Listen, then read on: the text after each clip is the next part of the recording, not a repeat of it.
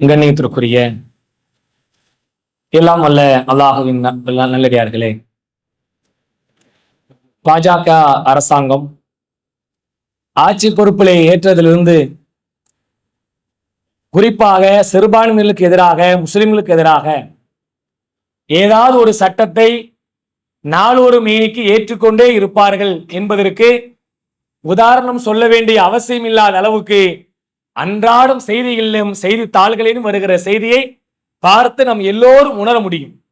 அப்படிப்பட்ட நிலையில அவர்கள் நேரடியாக பல்வேறு நேரங்களில் சிறுபான்மையர்களையும் முஸ்லிம்களையும் தாக்குகிற இந்த நாட்டிலே முஸ்லிம்கள் வாழாமல் இருப்பதற்கு என்னவெல்லாம் வழி இருக்கிறதோ அத்தனையும் சட்டங்களாக ஏற்ற வேண்டும் என்பதை ஒரு பெரிய தீர்க்க முடிவாகவே அவர்கள் செய்து கொண்டு வருகிறார்கள். இந்த நிலையில வக்ஃபு வாரிய சட்டத்தை திருத்த வேண்டும் என்பதற்காக வேண்டி சமீபத்தில் அவர்கள் கொண்டு வந்த சட்டம் நாடு முழுக்க பெரும் பிரச்சனையாக நடைபெற்று கொண்டிருக்கிற நேரத்தில் சத்தீஸ்கர் மாநிலத்தில் வக்ஃபு வாரிய தலைவராக இருக்கிற சலீம்ராஜ் என்பவர் இப்ப புதுசாக ஒரு அறிக்கையை வெளியிட்டிருக்கிறார். 2-3 நாளைக்கு முன் நீங்க பார்த்திருப்பீங்க. என்ன அறிக்கை?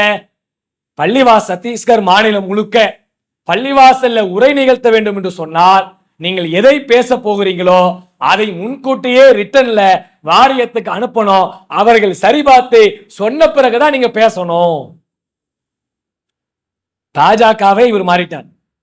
பாஜக தான் இந்த மாதிரி சட்டத்தான் சொல்லுவாங்கன்னு பார்த்தா பாஜகவினுடைய ஒரு ஏஜென்டாக ஒரு வக்ஃபு வாரியத்திற்குள்ளே உள்ளே உட்கார்ந்திருக்க ஒரு முஸ்லிம் தலைவர் பேசுகிற பேச்சா இது?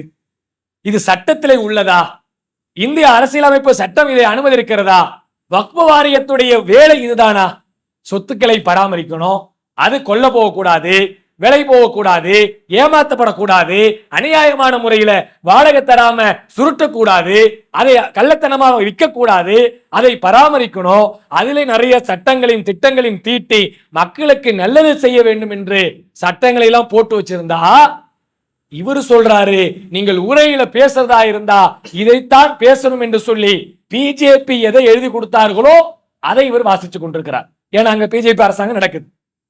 விஷ்ணு சாய் என்று சொல்லுகிற முதலமைச்சருடைய தலைமையில தான் அங்கே பிஜேபி அரசாங்கம் நடந்துகிட்டு இருக்குது. இவர் பிஜேபியினுடைய ஏஜென்டா இதை சொல்லுகிறாரு. இது முழுக்க முழுக்க கண்டிக்கப்பட வேண்டிய ஒரு செய்தி. இதை யாரும் ஏற்றுக்கொள்ள மாட்டார்கள். எந்த பள்ளிவாசல் இமாம்களோ எந்த ஜமாத்து தலைவர்களோ இதை ஏற்றுக்கொள்ள மாட்டார்கள், ஏற்றுக்கொள்ள கூடாது. என்ன பேசணும், எதை பேச வேண்டும் என்று அவரவர்களுக்கு மார்க்கத்தின் அடிப்படையில, இந்திய ஜனநாயகத்தின் அடிப்படையில சட்டங்கள் வகுக்கப்பட்டிருக்கிறது, அறிவு கொடுக்கப்பட்டிருக்கிறது. அவர்கள் பேசுவார்கள். நாங்கள் எதை பேச வேண்டும் என்று பிஜேபி அரசாங்கம் முடிவு செய்யக்கூடாது. நாளைக்கு இதுதான் பேச, குரானை பேசாத, பகவத்கீதையை பேசு அப்படின்னு சொன்னாங்கன்னா அதை கொண்டு வந்து கொடுப்பீங்களா? எங்கள்கிட்ட அவன் எதை கொண்டு வந்து கொடுக்குறானோ அதை கொண்டு வந்து கொடுத்து பேச சொல்லுவீங்களா?